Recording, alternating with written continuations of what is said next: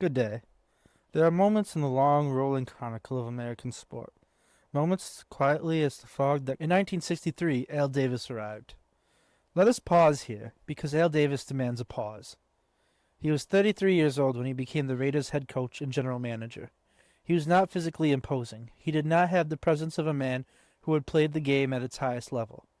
But he possessed something rarer and more dangerous than physical gifts. He possessed a vision.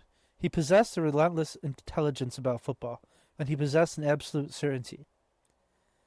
The kind that doesn't soften under pressure, the kind that doesn't ask permission, that the Raiders would be great. In his first season, Davis took that 1-13 team and went 10-4. He won the AFL Coach of the Year award, and he began, methodically and with great purpose, building the foundation upon which the Raiders dynasty would eventually be raised. Davis believed in the vertical passing game at a time when most of his football contemporaries still preferred to run. He believed in speed. He believed in putting the fear of God, or at least the fear of a deep post route, into opposing defensive coordinators. And he believed, above all, in the Raiders, in their singular identity, in their right to exist outside the boundaries of what others considered acceptable or traditional or normal. He would remain the defining force of this franchise for 4 decades. That is not an accident of history. That is the product of a will so focused it could cut glass. November 17, 1968, a date burned into the memory of American football. The Raiders were playing the New York Jets in a game of profound importance, both teams contending for the AFL's Western and Eastern divisions, respectively. The game was close, physical, and electric, with the kind of energy that gathers when two genuinely excellent football teams collide. With 65 seconds remaining, the Raiders trailing by 3 points, NBC, the television network, switched away from the game to broadcast a previously scheduled program, a children's movie called Heidi. What followed in those final 65 seconds was perhaps the most remarkable finish professional football had seen to that point. The Raiders scored 2 touchdowns. They won the game by 9 points. The switchboard at NBC was overwhelmed. The network was lit from coast to coast with the voices of furious football fans who had watched their screens go from gridiron to Alpine Meadow at precisely the wrong moment. The Heidi game, as it would forever be known, did 2 things. It established once and for all that professional football was now so embedded in the American conscience that no network could afford to abandon it before the final whistle. And it served notice, in the most dramatic fashion possible, that the Oakland Raiders were not a franchise you took your eyes off of. Not for a moment, not even for Heidi. The Raiders reached the Super Bowl for the first time following the 1967 season, losing to the Green Bay Packers, the great Lombardi Packers, the finest dynasty of that era, by a score of 33-14. It was a defeat, yes, but it was a defeat that told the world something important. The Raiders belonged on that stage. And for the next decade they would prove it repeatedly. The AFC Championship game became, in the early 1970s, something of a Raiders residency. They were there, nearly every year, pressing their case before the football world with the kind of sustained excellence that is only possible when an organization has solved, at its deepest level, the question of what it is. They knew what they were. They were the Raiders. The personnel of those years reads like a roll call of football immortals. Ken Stabler, the Snake, a left-handed quarterback from Alabama who threw the football with a casual elegance, a man who seemed to be operating at a slightly slower temperature than the chaos around him, and whose competitive instincts were, beneath that southern ease, as sharp and unforgiving as a winter morning. Stabler could read a defense the way a great musician reads a score, not laboriously, but instantly, the whole picture arriving complete. Fred Biletnikoff, a receiver of such precise, meticulous, almost scholarly dedication to his craft, that he seemed to approach each route not as an athletic act, but as if it were an argument, one he intended to win. His hands were legendary. The stickum that covered them was the subject of considerable league-wide discussion. His production was beyond dispute. Art Shell, Gene Upshaw, the Raiders' offensive line was a confederation of enormous, intelligent, motivated men who took genuine professional pride in the act of opening holes and protecting their quarterback. They were craftsmen of the highest order. And then there was John Madden. John Madden became the Raiders' head coach at the age of 32 in 1969, and he would lead them for 10 seasons, compiling a record that still stands among the greatest in NFL history. 103 wins, 32 losses, 7 ties. He never had a losing season. He won the Super Bowl. Madden was, in those years before the television career that would make him universally beloved, a football coach with volcanic energy and exquisite strategic intelligence. He would prowl the sidelines with the contained urgency of a man who understood that every second of a football game was a small opportunity, either seized or surrendered. He demanded excellence. He inspired it. He loved his players with the frank, uncomplicated affection of a man who respected work well done. The rivalry between the Oakland Raiders and the Pittsburgh Steelers in the 1970s was one of the most fierce, physical, and genuinely contested rivalries in the history of the sport. Two great teams, two great cities, two organizations built in different images, but sharing a common commitment to toughness, intelligence, and winning. The Immaculate Reception, December 23, 1972, was the moment that defined one side of this rivalry. Franco Harris catching a deflected pass. Or did he catch deflection? The legality of the play is debated still, in the way that great controversies are debated, with a heat that does not diminish with time. And running it into the end zone to give Pittsburgh a playoff victory over the Raiders. The Raiders were furious. The Raiders remained furious for a considerable time after. And when they finally overcame the Steelers in the 1976 AFC Championship game to reach the Super Bowl, the satisfaction in Oakland had the particular depth that only comes from a long, frustrated desire finally fulfilled. These were the kind of battles, fought over years and across the full landscape of regular seasons and playoffs, that defined what professional football could be when it was played at its highest level. There is a dignity in a great rivalry. There is an honesty in it. Two good things testing each other honestly. May it always be thus. The Raiders won a second Super Bowl following the 1980 season, defeating the Philadelphia Eagles 27-10 in New Orleans. They were uniquely the first wild card team ever to win a Super Bowl, a distinction that suited them perfectly. The Raiders had always operated outside the expected path. Why should the road to a championship be any different? Quarterback Jim Plunkett, a man who had been cut, cast off, and declared finished by two previous organizations, rose in that season to the full height of his considerable gifts. He threw for 261 yards and 3 touchdowns in the championship game. He was named the most valuable player. There are stories in sport that we tell because they are entertaining, and then there are stories we tell because they are true. True in the deepest sense. True in the sense of revealing something genuine about the human capacity for renewal. Jim Plunkett's career was the second kind of story.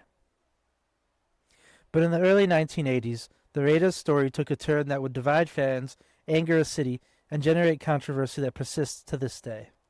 Al Davis moved the Raiders to Los Angeles. The specifics of that move, the lease disputes, the litigation, the NFL's attempt to block it, the eventual court ruling in Davis's favor, are the kind of material that occupies lawyers and historians in roughly equal measure. What matters here is the human dimension of what occurred. Oakland was left without its team, a city that had embraced the Raiders with the particular fervor of a community that takes its limited number of great things seriously.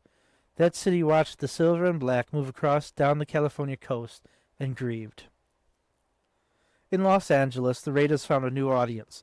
They won the third Super Bowl following the 1983 season, defeating the Washington Redskins 38-9. Marcus Allen ran for 191 yards, including a 74-yard touchdown run that stands among the most beautiful individual plays in championship game history. He glided through, cut back against the grain, accelerated through a seam that opened for one instant and was gone the next. Los Angeles embraced the Raiders.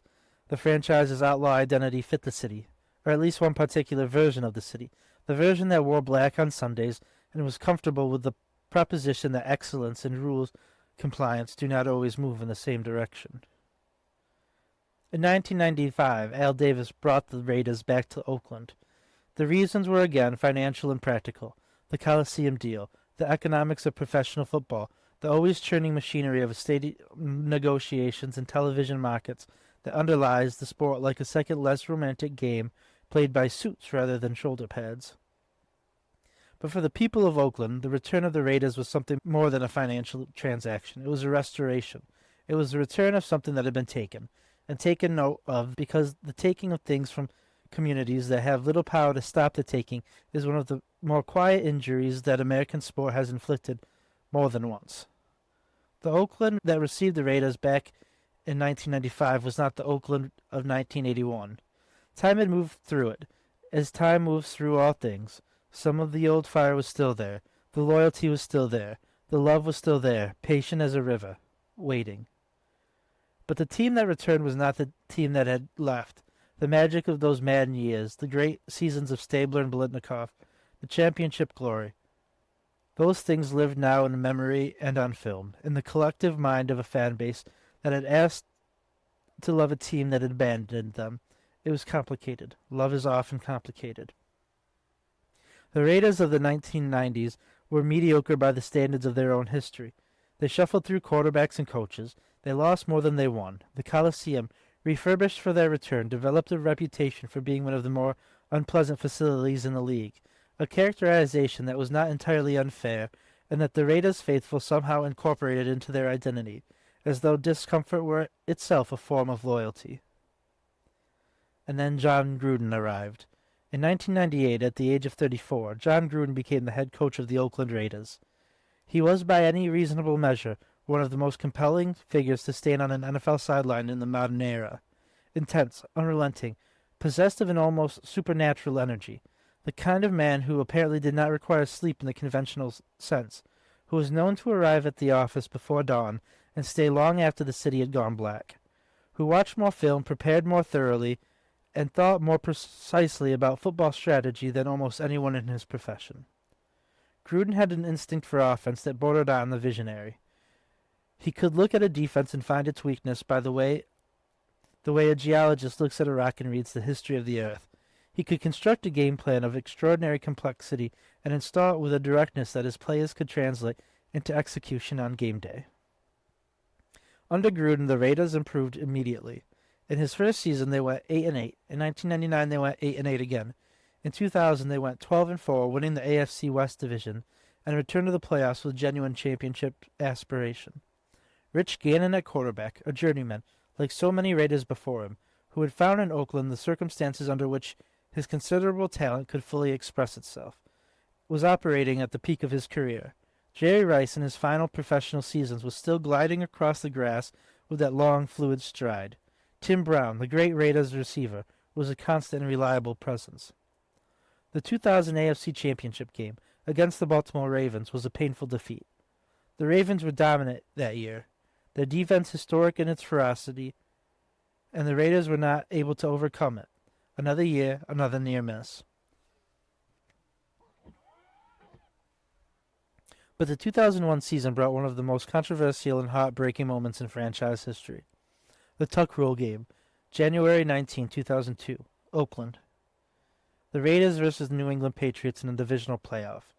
With the Raiders leading and 2 minutes remaining, Patriots quarterback Tom Brady, at that point a second-year player operating in his first full season as a starter, fumbled the football. The Raiders recovered and the game appeared to be over.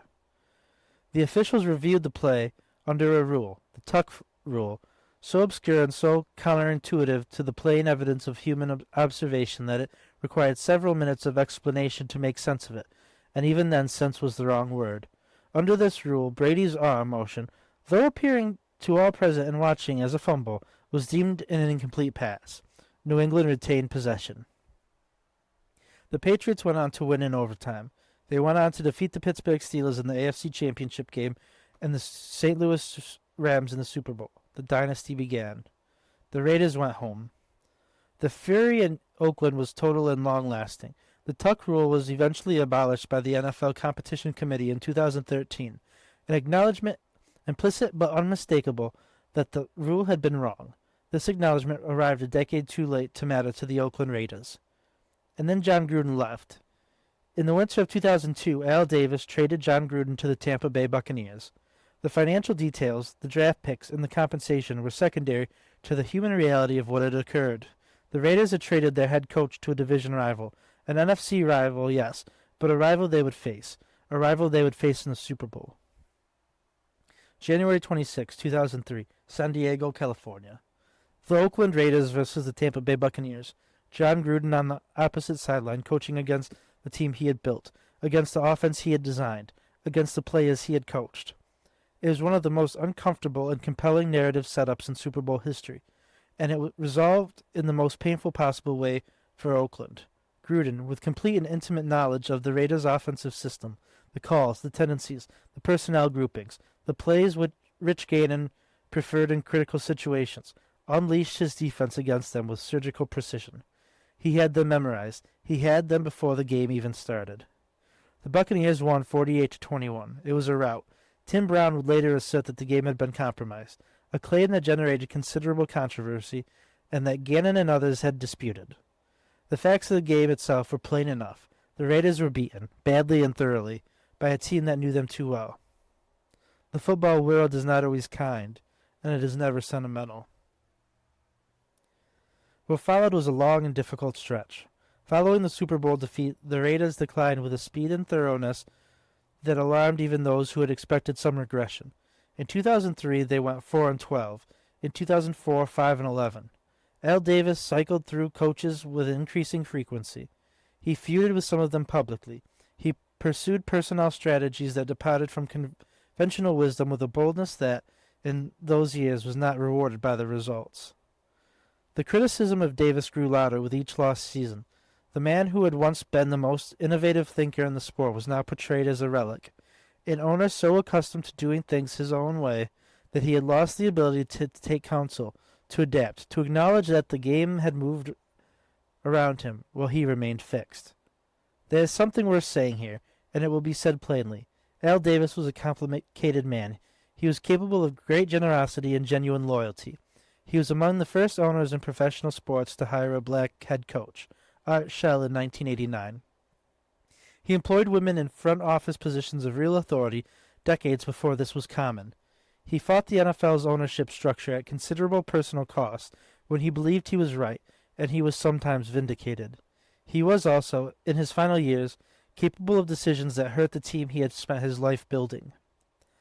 History rarely gives us figures of pure light. The honest accounting takes both. Al Davis died on October 8, 2011. He was 82 years old. The franchise he left behind was not in the condition he had found it in.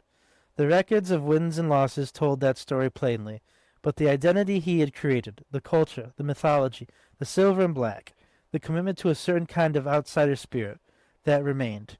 It was, in fact, the most durable thing he had built.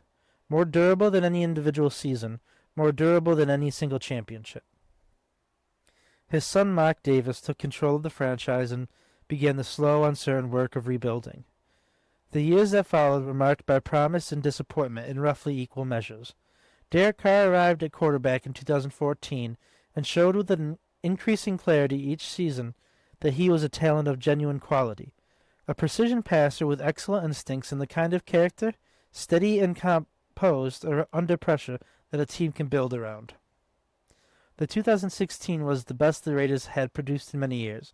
They went 12-4. They were in position to win the AFC West. They were, for the first time in a long time, a team that the football world was watching with real attention and real respect. And then Derek Carr broke his leg in Week 16. The Raiders lost in the wild card round. The window, which had seemed so clearly open, did not close. It narrowed. The following seasons were good but not great. The potential was obvious. The realization of it remained, as it so often does in the long geography of a team's existence, just a season or two away. There comes a moment in the life of everything great and story when the geography changes. The Raiders announced in 2017 that they would relocate to Las Vegas, Nevada. The announcement generated, as such announcements always do, a complex mix of reactions. Excitement among those who stood to gain, anger and grief among those who stood to lose. Oakland lost its team a second time. Let that fact settle for a moment, because it deserves to settle. A community that had been abandoned once, that had welcomed back its team with the generous, complicated grace of a people who had not forgotten. The wound absorbed the news of another departure. The men and women who had been sitting in the Coliseum in black and silver season after difficult season, through the years when winning was rare and loyalty required genuine sacrifice, they were once again left abandoned. The economics of the NFL in the modern era are what they are. The business of professional sport operates according to the pressures that do not always align with the affections of the communities that provide the emotional and cultural foundation upon which the entire enterprise rests. It is worth knowing this. It is worth saying out loud. On September 21st, 2020, the Las Vegas Raiders played their first regular season game in Allegiant Stadium. The COVID-19 pandemic meant that no fans were present. The stadium, a billion-dollar structure in the Nevada desert, a gleaming marvel of modern architecture, with a turf that can be rolled out onto the Las Vegas Strip itself, was empty of people on the day it opened. There is something almost mythological in that image, a great new stage, built at an enormous expense, sitting silent on its opening night. The players moved through it. The game was played. The sounds were the sounds of the game itself, the hitting, the calling of plays, the whistles, without the roar that gives them their proper context. It was the beginning, and beginnings are rarely what we imagine they would be. John Gruden had returned. In 2018, Mark Davis lured John Gruden back to the Raiders with a contract of unprecedented length and value, 10 years, $100 million. The largest contract ever given to an NFL head coach at the time. It was a statement. It was a commitment. It was, for the fans of the franchise that had been through a decade and a half of wandering, a signal that the organization intended to be serious again.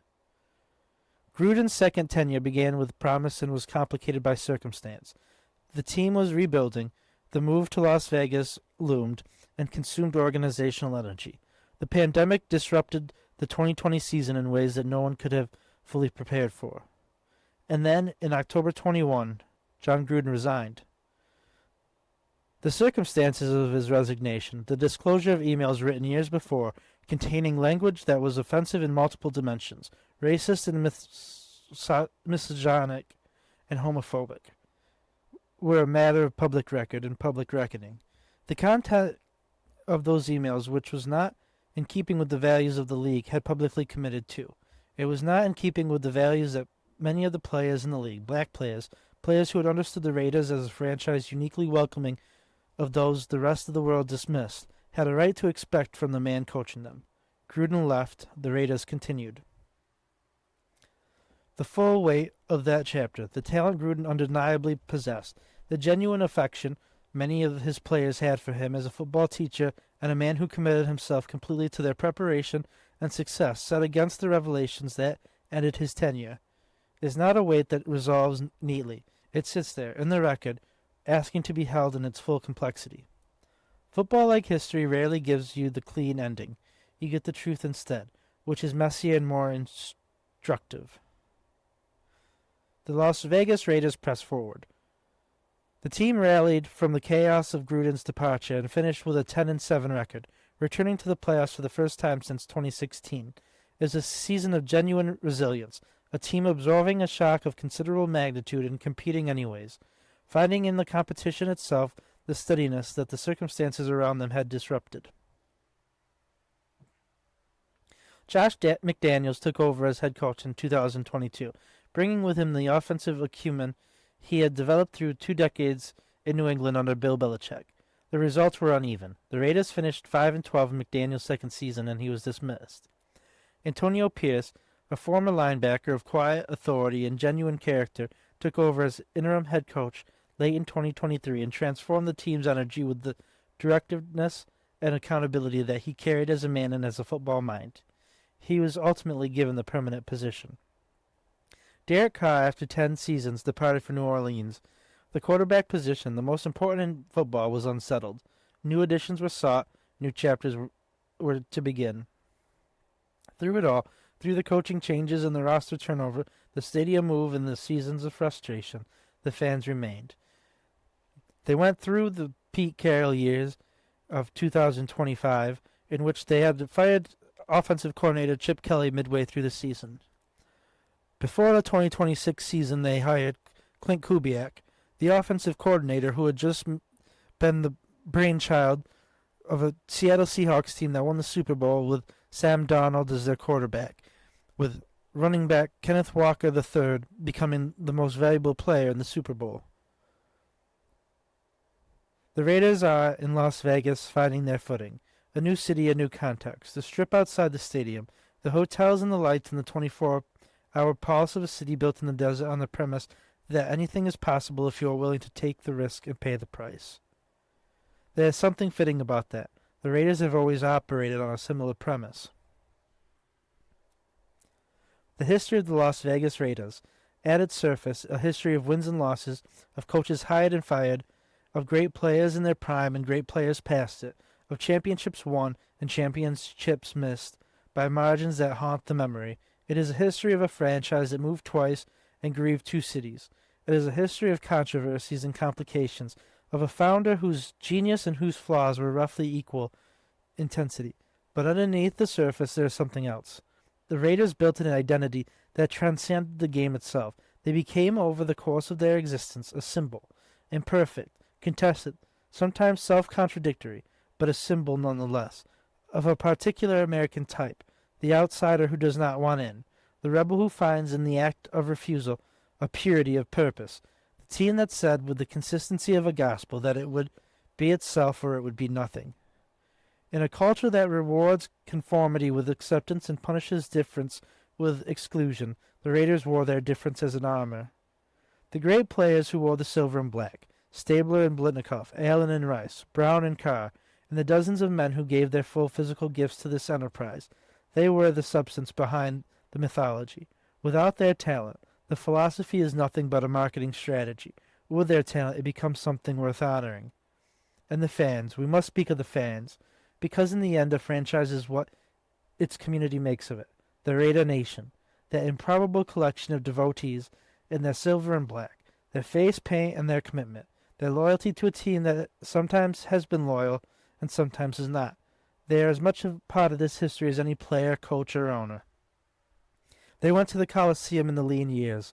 They showed up even when showing up was an act of stubborn faith rather than a reasonable explanation. They followed their team through the fog of mediocrity and the occasional sunlight of excellence, with a consistency that speaks to something deeper than fandom. They believe in something that is silver and black, that plays in the desert now, that carries its very name and colors the weight of 65 years of American football history. This republic of ours has always been, at some level, the story of people who didn't fit somewhere else, finding a place where they did. The Raiders have been, for 65 years, that kind of place. The story is not finished. The great teams of the Raiders' future have not yet been assembled. The championships of next decade have not yet been won. The players who wear silver and black and give their bodies and their talents and their passion to this enterprise have not yet arrived in Las Vegas, have not yet stood in Allegiant Stadium and heard the crowd and understood, in the full cellular reality of a great athlete in a great moment, that this is what they have been preparing for. They will come. The Raiders will be great again. The nature of this franchise, the stubbornness, the ambition encoded in its very DNA, will not permit otherwise. The long arc of the silver and black bends towards excellence. Just win, baby.